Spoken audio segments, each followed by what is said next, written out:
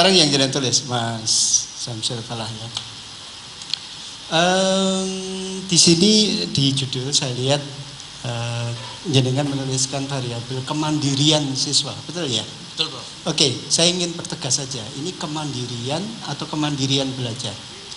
Sebetulnya kemandirian belajar siswa, Prof. Iya, mungkin karena kemandirian itu kemandirian dalam kehidupan berbeda dengan kemandirian belajar. Siap, yang lebih spesifik ya. Siap, jadi kalau ini yang dimaksudkan adalah kemandirian dalam belajar ya disebut kemandirian belajar. Oke. Soal kemandirian ini ada hal yang ini Mas Samsul ya, kontradiksi ya. Kemandirian belajar ini kan proses yang berat ya. Berat, kemudian jerih payah, harus jatuh bangun, berpayah-payah dan seterusnya ya. Itu di satu sisi. Tetapi di sisi lain itu dituntut belajar itu tidak boleh berat-berat, kurikulum tidak boleh terlampau banyak. Kalau bisa tidak ada PR, tidak ada ujian. Belajar itu yang fun, yang gitu ya. Belajar itu yang humanis, belajar itu yang menyenangkan begitu. Ini dua hal yang ini ya, dua hal yang paradok ya Mas. Di satu sisi kemandirian itu menuntut anak untuk berjerih payah, bersusah payah untuk mencapai kemandirian, tapi di sisi lain belajar itu dituntut untuk lebih fun ya. Ini gimana mempertemukan dua keadaan ini Mas Samsul? Monggo. Saya emosional, Prof, karena produk ini sebagai sebuah produk yang saya pikirkan bersama-sama bahwa core dan PL ini harus digabungkan, didesain sedemikian rupa sehingga menjadi sebuah produk yang berhasil, produk yang kemudian mampu meningkatkan. Itu saja saya pribadi. Tapi itu luapannya saya sebagai promovendus, dan mohon maaf Prof kalau sampai kelewatan bunyi alhamdulillah gitu Prof. Tentang kemandirian siswa, saya kira penting. Paradok itu sebetulnya juga harus dilakukan dipecahkan Prof. Pada satu sisi memang kalau kita melihat misalnya kurikulum merdeka Prof misalnya, itu dituntut untuk melakukan proses kemandirian belajar. Tapi pada satu sisi yang lain bahwa kompetensi siswa atau kemampuan siswa harus diukur.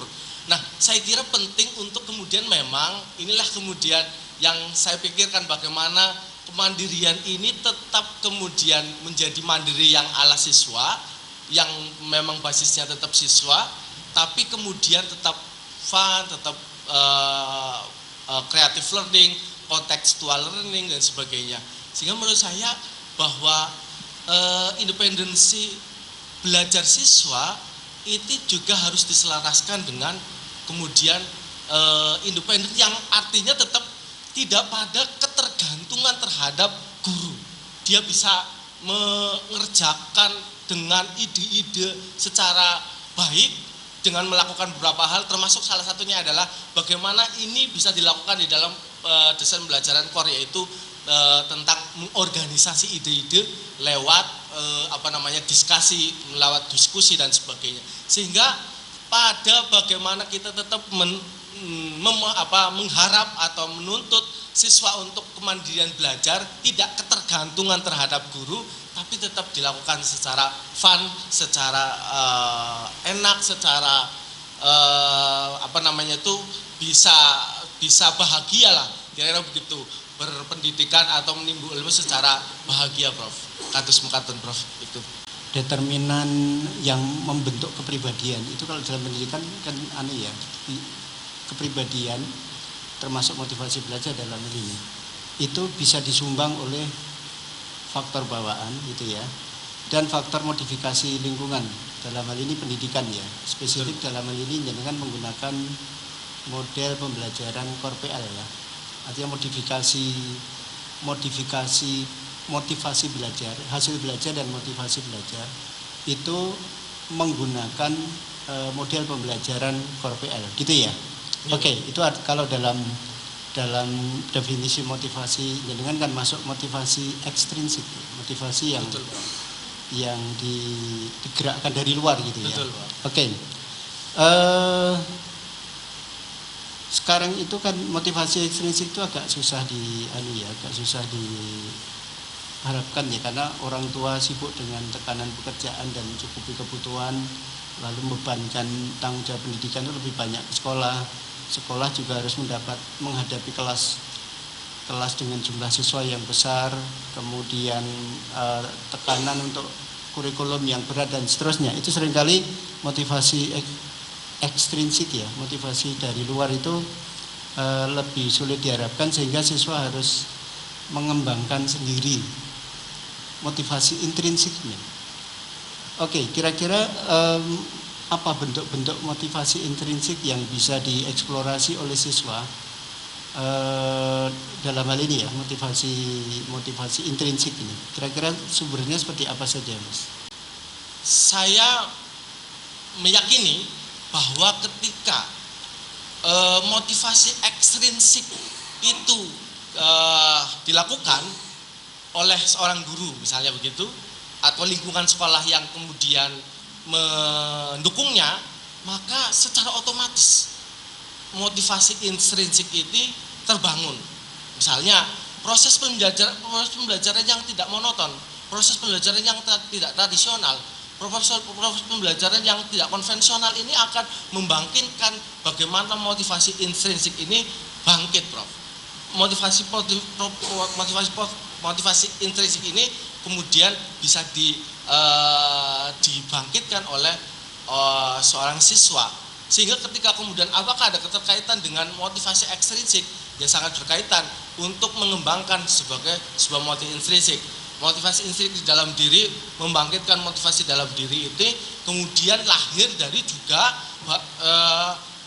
termasuk salah satunya adalah bagaimana mendorong motivasi ekstrinsik, yaitu tentang bagaimana mengembangkan proses pembelajaran, mengembangkan bagaimana fasilitas-fasilitas yang ada dalam fasilitas sekolah, sehingga ekstrinsik ini kemudian membangun motivasi intrinsiknya. Kira-kira begitu, Prof. Untuk saudara Marwafendus, tadi saya menangkap di presentasi saudara banyak sekali menggunakan kata menangkap. Apa bedanya menangkap dengan menemukan? Menangkap. Ya, tadi saya hitung tuh banyak sekali kata menangkap itu. Apa bedanya kata menangkap dengan menemukan? Sebetulnya hampir sama ya, Prof. Terima kasih atas pertanyaannya. Menangkap itu juga menemukan. Intinya adalah bagaimana menangkap itu adalah sebuah temuan yang dilakukan oleh Promovendus, kira-kira begitu, Prof. Kalau menemukan itu barang yang ditemukan ketika baru akan menemukan sudah ada belum? Sudah kelihatan belum? Barang yang ditemukan ya. Belum, Prof. Belum. Ya. Kemudian dicari akhirnya ditemukan. Kalau menangkap itu umumnya barangnya sudah kelihatan apa belum? Barangnya kalau ikan ditangkap, ikannya kelihatan, Prof. Kelihatan. Iya, Prof. Jadi kemudian kita berusaha menangkap, kan begitu ya? Jadi menangkap ikan, menangkap ayam, kan begitu kan? Ada ayam, kemudian kita tangkap. Ayamnya sudah kelihatan, kemudian kita berusaha mengejarnya, akhirnya kita tangkap. Kalau untuk penelitian itu lebih tepat menangkap atau menemukan, kira-kira? Saya kira menemukan ya, Prof. Menemukan ya. Yes. Jadi ini karena waktu kecil senengnya di kolam ya, atau pelihara ayam begitu. Gak apa-apa, ini guruan ya. Tapi serius, karena research itu kan mencari ya. Research, apalagi darinya mencari gitu ya, sehingga akhirnya menemukan. Jadi yang lebih tepat itu. Baik, berikutnya judul disertasi saudara kan ini yang pengaruh model pembelajaran Core PL ya. Core PL. Kenapa tidak PL Core gitu? Kan kalau di akronim kan lebih mudah pelakor gitu ya. Gimana kalau PL-nya di depan? Apa yang menjadi pertimbangan sebenarnya Core PL gitu? Terima kasih, Prof, atas pertanyaannya. Kenapa Core PL ini? Karena Core menjadikan pembelajaran lebih memahami, kemudian bisa mengevaluasi diri. Nah, targetnya adalah terakhir ada bagaimana project learning ini bisa dilakukan di dalam sebuah langkah-langkah pembelajaran. Ternyata misalnya kemudian mengkoneksikan itu adalah bagaimana mengkoneksikan informasi lama dengan informasi baru. Kemudian mengorganisasi ide, kemudian merefleksikan sebagai sebuah pemahaman, dan ekstensinya dalam menambah wawasan. Dan setelah kemudian seperti itu, pemahaman yang utuh, pemahaman yang sistematis, pemahaman yang bisa dilakukan, maka project learning sebagai sebuah tugas, sebagai sebuah orientasi belajar hidup bisa dilakukan. Maka terakhirnya adalah kita menangkap langkah terakhirnya adalah membuat sebagai sebuah project. Project ini misalnya kemudian Provendus menemukan sebagai materi pembelajaran yang ada di dalam fikih, di dalam materi pelajaran tentang nikah. Nanti project learning-nya adalah bagaimana bisa memvisualisasikan tentang langkah-langkah atau tentang praktek-praktek menikah. Misalnya, kemudian setelah itu project-nya adalah membuat sebuah teknologi yang ada, misalnya kemudian membuat video atau video education yang ada, sehingga project learning ini Provendus menjadikannya terakhir, bukan PL core tapi core PL. Sekian Prof. Oke, kemudian ini fikih, karena ini saudara menjadikan fikih sebagai untuk mengimplementasikan ini model ini. Bedanya fikih dengan syariah itu apa? Sebagai sebuah syariah itu adalah bagaimana khitabullah. Kalau syariah khitabullah, kalau fikih lebih pada al-ilmu bi ahkami bi syariat tafsiliyah. Syariah ini bisa dianggap sebagai sebuah perintah Tuhan, bisa kemudian dengan sebuah keyakinan.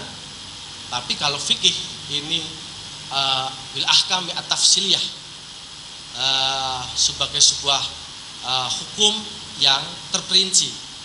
Al ilmu yahkumu bil at-tafsiliyah. Sebentar Prof, ada itu Prof, sebentar Prof. Bahwa fikih ini al ilmu bil ahkam asy-syariah. Benar Prof, ada Prof. Gini, mana yang induk, syariah atau fikih? Induk Prof. Syariah. Syariah itu induknya, kemudian fikih itu. Oke, ada ayat, ada hadis ya, bukan ayat yang populer ini, yang ada kata fikihnya. May yuridillahu bi khairan yufaqihu fiddin. Kata fikih itu sejalan dengan makna fikih yang saudara kaji atau memiliki makna lain? Ya, kalau dalam proses pelajaran ini fikih dengan spirit yang dibangun yufaqihu fiddin, tapi prosesnya adalah bagaimana fikih-fikih itu yang tentang ilmu-ilmu hukum itu Prof. Jadi yufaqihu fiddin sebetulnya pemahaman terhadap agama, tapi dalam teknisnya adalah bagaimana fikih diajarkan di dalam proses pembelajaran madrasah aliyah. Jadi spirit yufaqihu fiddin salah satunya untuk belajar memahami agama adalah bagaimana belajar tentang fikih yang baik. Tentang fikih yang baik harus dilakukan di dalam proses belajaran di madrasah aliyah. Dan ini teknisnya di dalam penelitian ini adalah fikih di dalam hukum-hukum fikih, termasuk salah satunya adalah munakahat, salah satunya adalah yang lainnya, gitu kira-kira begitu Prof. Ya, jadi ini saudara perlu belajar perkembangan makna fikih ya. Siap Prof. Ada fikih pada konteks hadis ini, kemudian sampai kemudian muncul kata fikih yang bermakna hukum-hukum. Ya, karena dalam konteks ini tentu di sini objeknya adalah ad-din ya. Ad-din itu kan arkannya ada keimanan, Islam dan ihsan ya, yang tentu turunan ilmunya menjadi sangat beragam. Mungkin itu Prof. Makasih. Terima kasih Prof. Terima kasih Pak Ketua Sidang. Yang terhormat Ketua Sidang, Sekretaris Sidang, Promotor, Co-Promotor dan segenap Dewan Penguji yang saya muliakan, dan tamu undangan sekeluarga yang hadir dalam kesempatan ujian terbuka. Saya ucapkan selamat pada saudara Samsul Falah, mengikutinya dari awal ya, mulai proposal, lalu selamat juga hari ini saudara bisa melampaui masa-masa sulit sehingga sampai pada ujian terbuka. Dalam kesempatan kali ini saya ingin kembali pada metodologi risetnya. Setelah tadi beberapa penguji menelusuri hal lain tentang hasil riset sejarah, saya ingin mengkonfirmasi dulu. Kita fokus pada hubungan antar variabel dalam satu konteks ya. Ini eksperimen ya, sehingga saudara lebih memahami konstelasi hubungan variabel pengaruhnya, mana yang variabel bebasnya, mana yang terikat, sudah paham ya. Kalau ada pertanyaan seperti itu, mana variabel bebasnya? Variabel bebasnya variabel Y, yaitu variabel bebas bukan Y, variabel X. Variabel X, variabel X-nya adalah core PL, variabel terikatnya adalah variabel motivasi dan hasil belajar. Kemudian baik, independensi. Cukup. Nah, dalam rumusan masalah jika harus dikonfirmasi gitu ya, ini di topik dengan di rumusan masalah sepertinya beda ya. Diawali dari Anda menguji core PL dengan motivasi atau core PL dengan hasil belajar. Karena ini model pembelajaran inovatif yang menawarkan pendekatan terstruktur kalau dalam tulisan sejarah itu. Dilakukan untuk apa? Untuk meningkatkan tadi motivasi belajar siswa dan hasil belajar siswa. Hasilnya signifikan, gitu ya. Pertanyaan Bapak, apakah model ini bisa diterapkan pada mata pelajaran selain fikih? Bahwa core PL ini bisa kemudian dilakukan di beberapa mata pelajaran yang lain. Misalnya matematika ini sangat juga bisa berkaitan dengan pembelajaran core PL ini. Justru spirit yang dilakukan di dalam core sebetulnya ini banyak dilakukan di dalam proses pembelajaran matematika. Tapi di dalam project learningnya ini sebetulnya bisa dilakukan bukan hanya di dalam fikih, tapi juga di dalam ilmu eksakta dan ilmu yang lain. Kira-kira begitu. Jadi semua mapel begitu? Yang penting ada proses yang menunjang di dalam materi yang ada. Bagaimana jika kelompok kontrol itu kan ada kelompok eksperimen sama kontrol ya. Ternyata kelompok kontrolnya itu menunjukkan hasil belajar dan motivasi belajarnya lebih baik dari kelompok eksperimen. Bagaimana saudara bisa menjelaskan? Oke. Sebagai sebuah penelitian, saya kira itu sebagai sebuah temuan dan hasil dari sebuah itu, maka apa yang dihasilkan itu saya terima dengan sebagai sebuah hasil penelitian. Ketika kemudian core PL ini ternyata tidak justru kemudian lebih rendah dari motivasi dan hasil belajarnya, maka core PL ini sebagai sebuah produk ternyata di dalam hasil penelitian yang dilakukan itu menjadi sebuah hasil penelitian yang saya lakukan.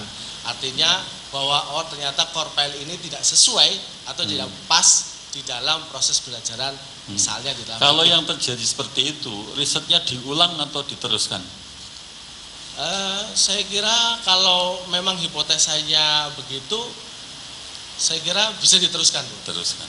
Ya, sebagai sebuah kajian bagaimana core PL ini ternyata project learning ini ditambahin dengan proses-proses yang ada, ternyata memang hasilnya tidak begitu. Ya, ini terjadi bahwa itu yang disebut dengan tidak signifikan gitu ya.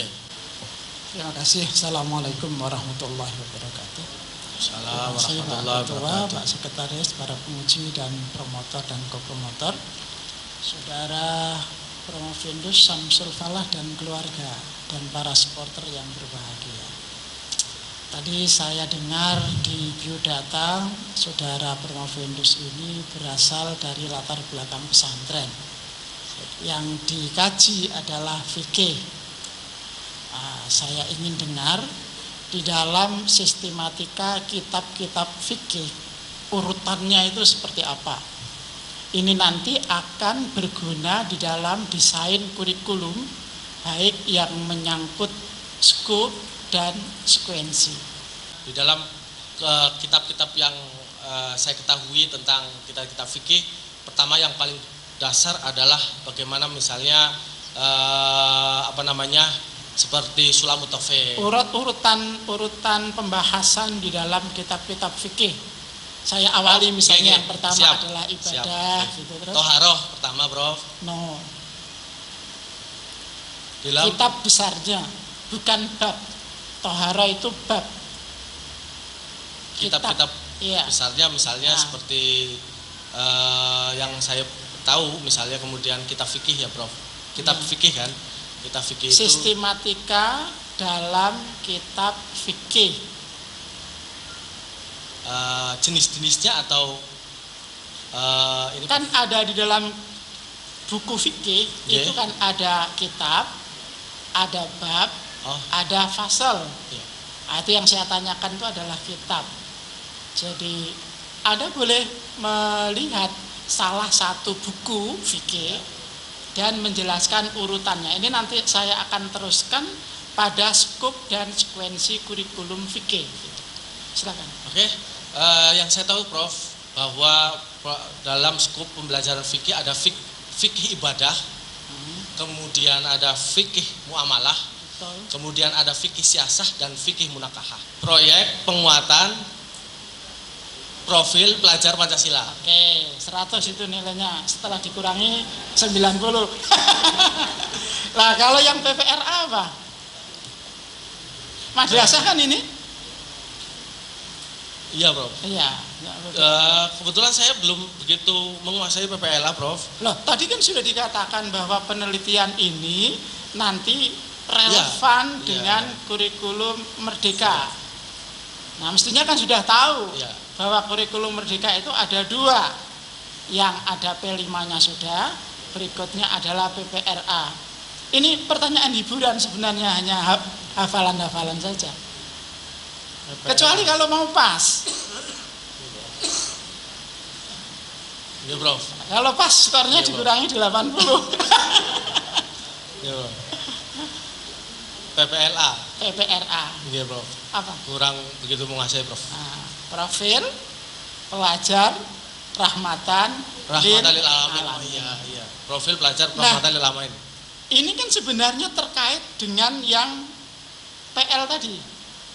Kan Betul. core PL. Iya. Nah, core PL itu tadi ada PBL, ada PJBL, ada P5 dan PPRA. Bedanya PBL dan PJBL itu apa? Oke, Prof. Terima kasih atas pertanyaannya. PBL itu problem based learning, Bedanya. PBL itu problem based learning, dan PJBL project based learning. Problem based learning itu berorientasi pada bagaimana model pembelajaran dilakukan dengan cara menemukan sebuah masalah kemudian dicari solusinya. PJBL bagaimana model pembelajaran dilakukan dengan berorientasi pada produk atau proyek. Udah pelan-pelan. Jadi PBL itu menemukan masalah. Itu nanti kalau dikoreksi skornya jadi rendah loh. Justru ada masalah dulu, Iya. baru diselesaikan dengan PBL. Bukan